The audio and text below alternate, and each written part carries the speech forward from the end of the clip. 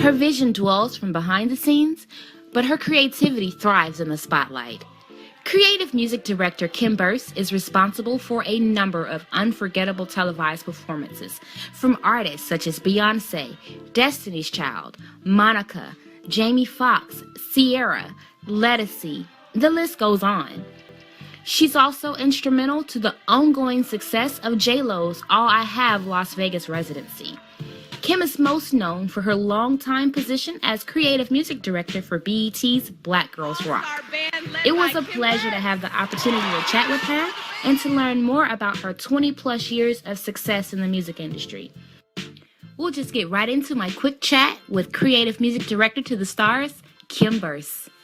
Kim, thank you so much for talking with Jano's PR blog today. Let's start from the beginning. You've been a musical genius since the age of 7. Was it a natural ability or did you take classes? How'd you get into it? Definitely, I had like a little kind of recorder organ toy that I used to play on all the time, and then my mother signed me up for piano lessons, and then I took piano lessons for almost 10 years after that, and of course, just grew to love it more and more and more. As I continued to play, and then started playing in church at 11. Did for choirs by the time I was 13, kind of a child prodigy, and just was always in, band and music at school. Yeah. I was the youngest orchestra conductor at my school. They only usually gave that position to seniors, but I was a junior when I received it. So, it's definitely been a part of me. Absolutely. I did read that and I thought that was awesome. And so but the next point I was going to go into, I guess a career in music was inevitable after having those accolades at a young age. Yeah, so it just kind of just flowed. I just kind of knew I was supposed to do something in entertainment. Right. And so you went on to MBI. Well, I saw you had a brief stint at Berkeley, but you finished, with very, very high ratings at MBI. And so tell me about that. Like, I know Berkeley, they're both really great schools. What was the shift and what made you decide to go ahead and finish at MBI? There was a welcoming seminar, and my theory teacher at the time, and I can't remember his name, but he gave us this big lecture of just basically saying, when you finish this school, you're just going to have a nice diploma that says you play really good or you sing really good, or whatever you do in music, you do it really good. But that's not going to guarantee that you're going to work with Quincy Jones or Michael Jackson, or at the time, Layla Hathaway had just got her record deal, and he was using that as an example because she had left the school when she got signed. He's like, there's no guarantee that you're going to get signed to, a major record deal. There's no guarantee. He says what determines that is what you do on the outside of this school. Right. And so I thought about that. I was like, okay, I'm from Atlanta, and in Atlanta, every major record company has a distribution office in Atlanta, not in Boston. And so I was like, I can go back home and learn about music business and then try to,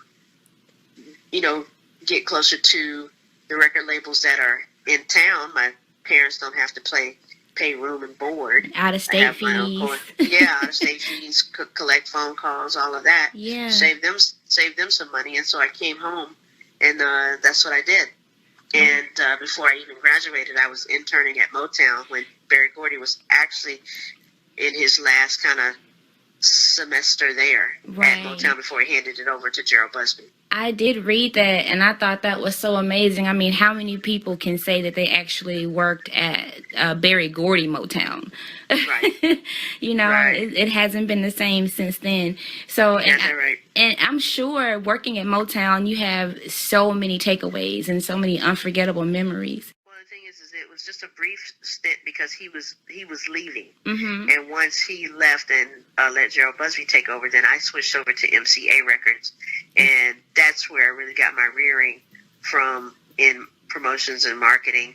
And they had so many hits at the time. I mean, they had New Edition, they had Bobby Brown, they had Guy, they had the emergence of Uptown Records, which had Mary J. Blige and Heavy D and Father MC and Jodeci and everybody. So I came into MCA right when it just truly, exploded. The coolest thing just recently when I was watching the New Edition story is I remember just about all of that once they got to MCA Records, because I was there for when a lot of those records were made and came down the pipeline for us to promote. So they probably could have consulted with you on telling the story, huh?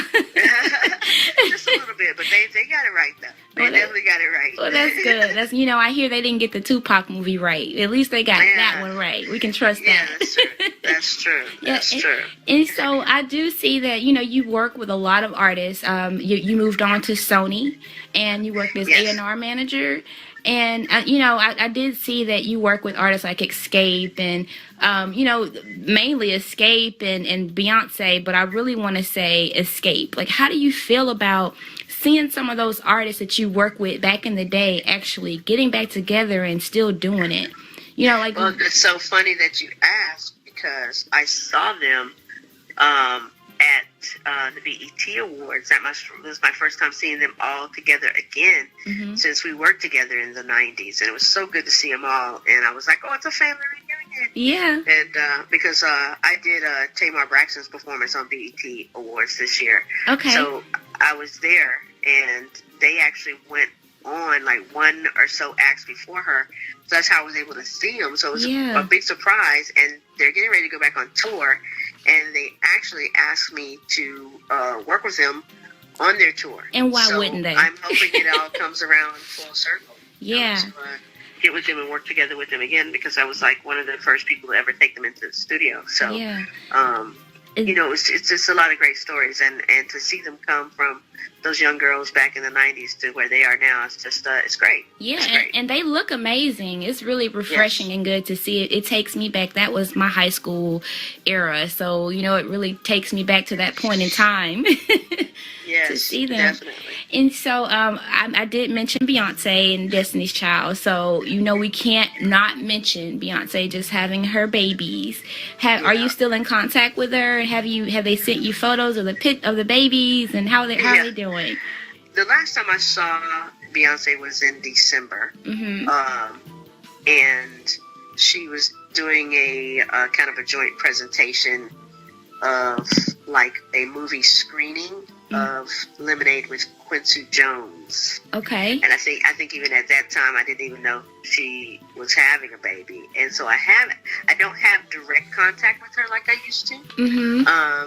But I am able to call a few people if it were something I really, really needed to talk to her about. I might be able to get her on the phone. If not, I could definitely get an answer from her. Right. But, well, hey. So I'm able to at least get a message. Well, I feel like to get a message to her, but no, I haven't. I haven't worked with her directly since 2012 because I've been with Jennifer Lopez since 2011. Okay, and so I see that you've been doing her Vegas residency. I know that's been extremely awesome. Yeah, that's been great. It's been really great. So you're actually, so how is that working? You're producing every single show, or what's your role within her residency? I was the musical conductor, director for the entire show, pulling all the pieces together, the different arrangements together, whether I worked on it or whether I worked on it with someone or I hired someone to work on a specific arrangement. I brought it all together under one show, of course, along with her and her manager and creative directors.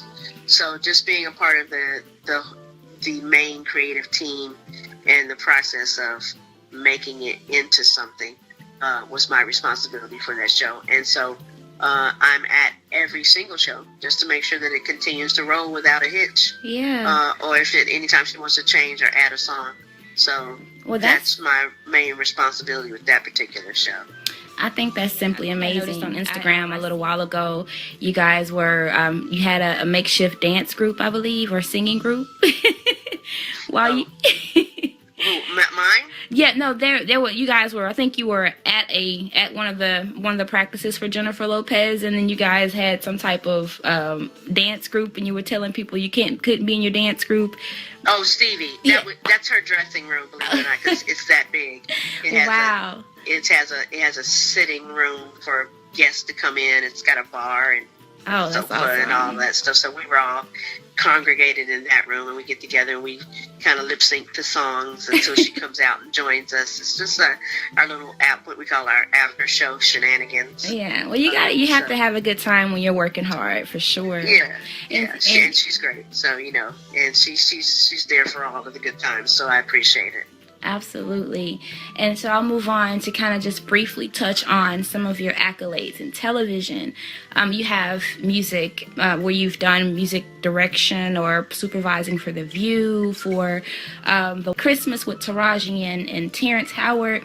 I think it's amazing that, the biggest thing, we have the artists on the forefront who usually get all of the publicity, but I think it's really, really important for people to truly know that without people like you, these things would not happen seamlessly and with as much creativity. So I just think that it's amazing that,